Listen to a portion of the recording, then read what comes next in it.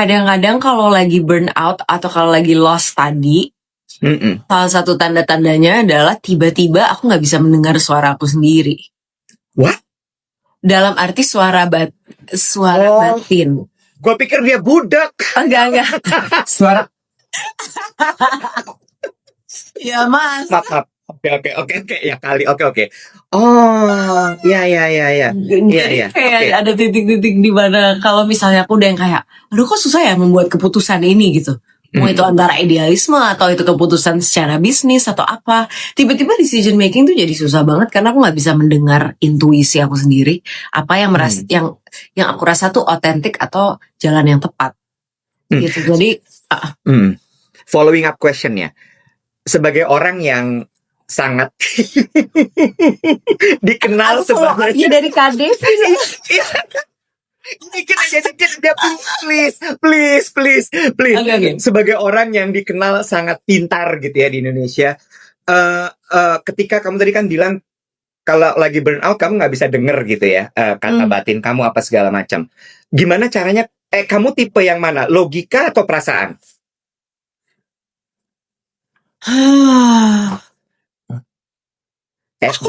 Jangan di. Boleh diam nggak? Aduh. Gini, kalau membuat keputusan dan aku tidak punya intuisi yang kuat, mendingan aku logikanya yang ngedrive gitu. Karena apapun itu berarti pada saat itu make sense. Karena nggak tahu kenapa ya kayak terakhir ini dan Kadif, keputusan terakhir ini tuh nggak sesimpel kayak this one feels good gitu. Kadang-kadang tuh dua-duanya feels ada pros and cons-nya, ada ragu-ragu. Jadi kalau ngikutin perasaan doang kayaknya berbahaya gitu. Karena dia bisa berubah-berubah gitu. Tapi pokoknya apa yang make sense secara logik, tetap itu yang aku utamakan. Terus baru diselarasin ke perasaan itu bisa. Oke. Tapi tadi aku penasaran karena Kadif kan tadi langsung gitu. Itu tuh lebih ke cara kamu membuat keputusan juga Kadif, atau maksudnya itu tebakan Kadif terhadap aku? Aku entah kenapa aku merasa kayaknya kita tuh banyak miripnya. Tapi kita sejujurnya lumayan mirip loh. Kita di atas bawah begini kan. Dan lagi pakai baju putih pula. Iya kan? Enggak, maksudnya in terms of kamu tuh intro. Dia seneng banget pasti mau ini setiap sebulan ini mah pasti diomongin. Oke, lanjut terus. Introvert, ya kan? Udah gitu, kamu tuh sangat berhati-hati dalam mengambil keputusan. Kamu menimbang dengan baik, jangan sampai salah langkah. Betul apa enggak? Ya kan? Ya, cenderung kayak gitu. Dari cerita kamu juga jujur terhadap apa yang kamu rasa gitu. Kalau kamu lagi low, kamu bilang sama suamimu. Kamu perjalanannya kalau apa-apa tuh ke dalam. Kamu self assessment tuh kuat banget. Jadi orang rata-rata mikirnya kamu perasa gitu. Kamu pakai emosi. Padahal sebenarnya emosi kamu itu baru muncul ketika logikanya nggak hadir. Jadi makanya kamu selalu mengasah logikanya dulu. Boleh lah ya itu penjelasan gue tuh. Tadi soalnya ada yang komentar katanya, iya benar nggak? Aku ngerasa kayak lagi di psychoanalyze tapi dengan cara yang tepat. Gila. Gila loh ini. Ini kayak coaching session, kayak terapi. Soalnya dia pasti senang banget. Soalnya tadi ada yang komentar gini, Om Dev, nyampe nggak tuh obrolannya Maudi sama Om Iwek? Om Dev, kurang ajar deh. Guys, jangan gitu dong. Iya.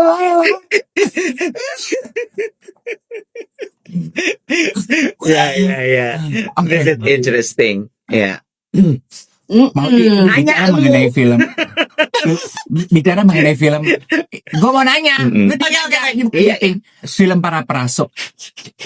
Apa pengalaman yang paling kamu ingat, yang paling membekas di hati kamu yang bisa kamu share untuk geng duet pagi hari ini?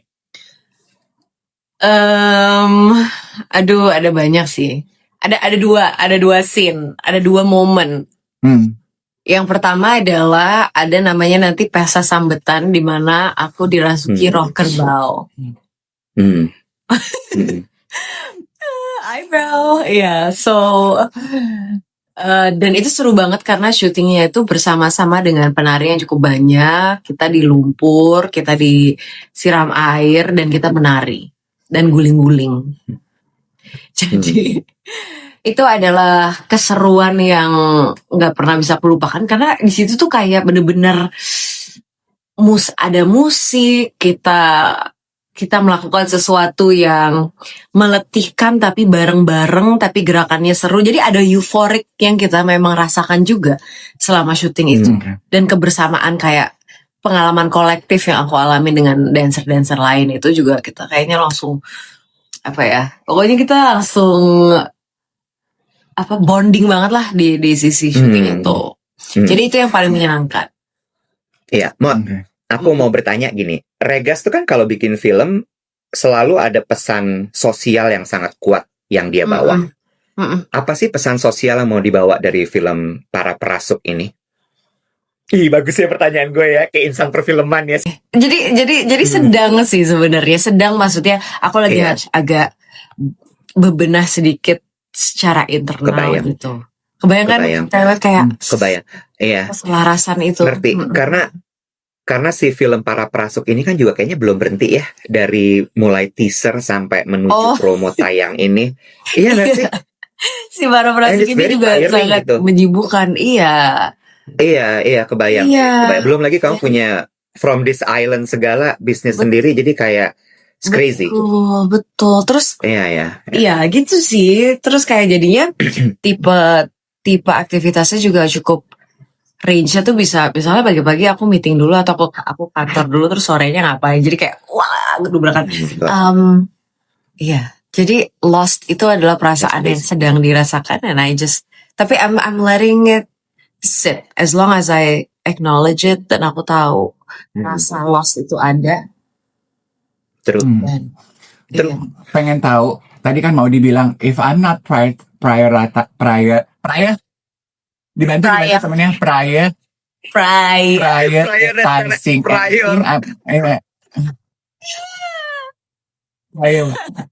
naon iwet memprioritaskan Harvard dibantu gue Stanford prioritizing lu tahu deh maksud gue. Nah, pengen tahu yang jadi prioritas kamu saat ini dalam hidup tuh apa sebenarnya? Yang jadi prioritas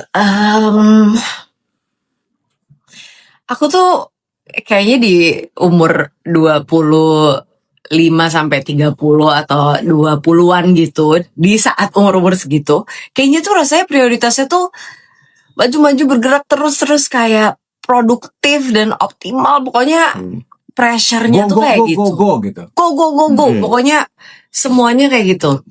Terus tiba-tiba waktu kemarin aku ulang tahun 30, terus 31, tiba-tiba ada pergerakan bahwa kalau terus-terusan dalam go mode gitu. Karena jadi kemarin tuh di beberapa tahun terakhir ada cycles of burnout itu jadi lebih sering gitu loh.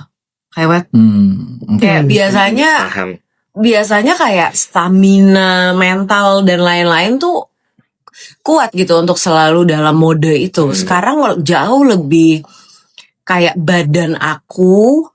Kok lucu sih? Guys, mau dia juga mau guys. Aku juga mau dong. Gimana ya caranya? Lucu. Oke, terus. Terus itu gift itu tadi. Oke, terus. Terus jadinya jadi aku sekarang yang aku pengen cari adalah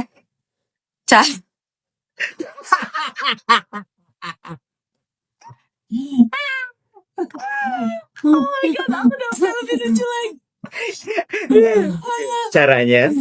Iya, jadi aku gimana caranya bisa menemukan kayak rhythm yang lebih sustain gitu, kombinasi antara berkaryanya sama juga mungkin punya waktu untuk hidup juga dan hal-hal personal lainnya. Jadi mencari sustainability itu sih kalau sekarang.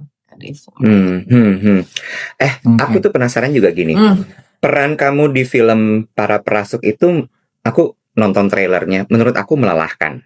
Kayaknya dari film-film kamu yang sebelumnya nggak ada yang adegan fisiknya sebanyak ini. Iya nggak sih? Iya. Segala narinya tuh kayak maksudnya gini, nari Bisa bersihin gue. oh wow. Nggak segitu. nari iya, dancing is dancing, tapi kan dancing ini sambil bungkuk, sambil jongkok setengah. Itu Rasanya kayak apa? That's crazy, man. itu tahu nggak sih, kayak aku tuh prepnya itu bukan nari, justru maksudnya ya ada sih latihan nari, tapi banyakan latihan fisik kayak stamina gitu loh, Pasti. ketahanan. Pasti. Jadi udah Pasti. kayak army training gitu, karena jadi kalau kata koreografer aku Masiko, gerakan apapun yang base-nya itu adalah jongkok atau rendah, itu akan jauh lebih berat untuk badan kita. Dan kalau kayak buat lihat trailernya, sebenarnya tariannya tuh literally jongkok di bawah. Banyak Yes. yang jongkok di bawah atau lompat dari bawah, karena kan kita dirasuki roh hewan ini gitu yang sebenarnya bergerak mostly di dekat dengan tanah gitu. Betul. Jadi itu akan sangat lebih capek lagi buat badannya dan lebih berat lagi buat kaki dan sebagainya. Jadi itu training yang emang waktu itu sempat lumayan intens gitu, karena Masiko bilang nanti kamu kalau di set akan harus take ke 20, take ke 30, kayak we never know, atau misalnya gimana kalau kamu keceklik itu udah over. Jadi kita benar-benar gimana caranya menghindari itu semua supaya demi kelancaran syuting, demi kesehatan dan kelancaran buat aku juga gitu. Tapi wah, itu syuting terseru so far. Iya. Kayaknya belum pernah ya kamu syuting dengan peran seperti itu dan dengan banyak action gerakan seperti itu. Belum, ini Oke. ini pertama kali. Kayak what apa Amazing first sih. impressionnya waktu pertama ngelihat? Kayak iya, aku pengen tahu. Oke. Kalau aku ngelihatnya adalah oh, ini bukan film horor. Ini lebih banyak film fantasi. Film Betul, fantasi. ya. Kenapa? Karena kan ada yang adegan kalian dimasak sama manusia silver. Betul. Ya, terus ada yang adegan yang kalian jatuh ke lumpur tapi kalian ngerasanya kayak jatuh di bed of roses. Terus aku gini, oh fantasi nih, hayalan nih. Kayak lu dibawa bolak-balik ke alam lain tapi ke kenyataan gitu. Iya nggak sih? Benar. It's basically fantasy. Oh, it's basically fantasy. It's basically fantasy karena kalau dipikir-pikir kan banyak orang ini film horor gak sih? Tapi syutingnya tuh 90% di siang hari. Kayak bayangin aja apakah bisa semenyeramkan itu gitu. Terang. Tentunya tidak terang. Tapi apakah bahwa ada elemen-elemen supernatural atau elemen-elemen fantasi yang digambarkan? Tentu, karena di filmnya itu ada 3 alam. Kayak ada alam nyata, ada alam halusinasi, dan ada alam pikiran Bayu, karakter utamanya gitu. Jadi goibnya nggak ada malah ya. Nggak ada. Out of ada yang nanya curiosity, banyak, serem nggak? Tidak serem. Yeah. Enggak. out of curiosity, are you open to do a horror movie? Nah, historically aku tuh ada beberapa kali pernah diajak main film horor gitu, tapi aku tuh penakut setengah mati. Jadi aku tahu bahwa horor itu besar juga di Indonesia, banyak yang suka dan it's exciting in its own way, dan orang selalu bilang syutingnya nggak nyeremin kok, lalalala gitu loh, karena ya it's controlled kan settingnya. Tapi kayaknya aku nggak bisa nih. Aku kalau misalnya ada karakter hantunya gitu, terus aku harus kayak pura-pura takut, aku akan takut beneran dan takutnya aku stres gitu selama syuting. Maksimal takutnya. Aku nggak bisa sama yang horor gitu, aku nggak bisa tidur. Oke. Gitu lah. Pertanyaan aku selanjutnya gini. Gimana caranya kamu membalance antara satu adalah idealismenya kamu, sementara dunia entertainment dan selebriti itu identik dengan popularitas, dengan kekayaan, dengan sukses, yang kadang-kadang idealisme itu harus sedikit diturunin. Gimana Lu mah kayak caranya? Lu mah, tunggu bentar Maudi. Lu mah kayak lagi rapat nanya sama si Maudi dari tadi. Lu mah kayak lagi meeting. Lu mau nawarin sorry. project apa sama si Maudi? Kagak. Ngomong sama Kagak. tantenya. Udah cuma iya aja. Lu mau nawarin project apa? Lu kayak lagi pitching project. Lu kayak Sor banget berhati-hati. nih. Lu tuh ngobrol sama Maudi promo film, ngobrol buat geng gue. Lu tuh ada pesan terselubung. Kamu kayak politikus kamu. Demi Allah, nggak beneran. Gimana caranya dia membalance itu? Karena nggak gampang, Bo. Bener nggak sih? Tuh dikirimin Iya ikan. kan? Iya dikirimin haus. ikan. Kita disuruh Bener nggak, santai Maudi? aja kayaknya. Iya nggak sih? Oke, Bener oke. nggak sih? Tapi bener nggak? Iya nggak sih? Bener sih. Ya. Karena sebenarnya lebih ke ini sih kalau aku kayak